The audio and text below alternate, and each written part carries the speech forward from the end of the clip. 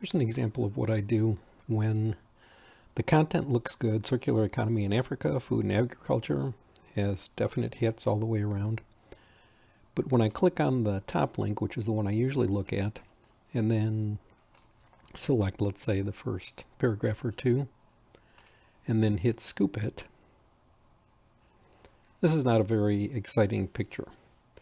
So we can cancel out of this and then try the typical method, close out of that window, typical method of trying to publish this, and we'll use just the straight publish button. Now if you notice, this picture is a little better, but still not too exciting, but definitely usable.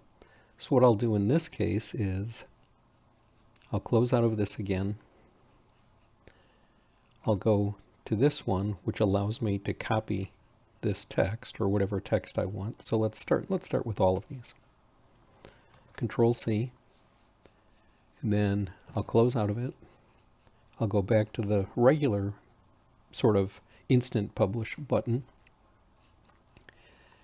and I'll highlight what the text was that it had selected initially, and then I'll paste that. Oops, made a mistake. I usually like to post it just as plain text. So then what I'll do is the typical preening that I do. I'll go in and remove all the paragraphs and stuff.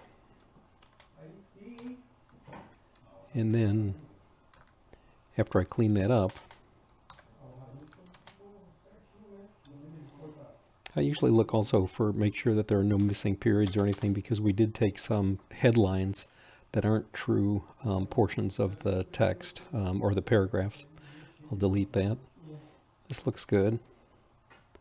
I'll copy this since it needs to be pasted over here.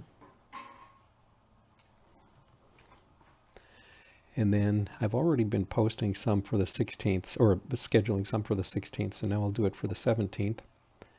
And I usually start at the beginning of the day at 7 a.m.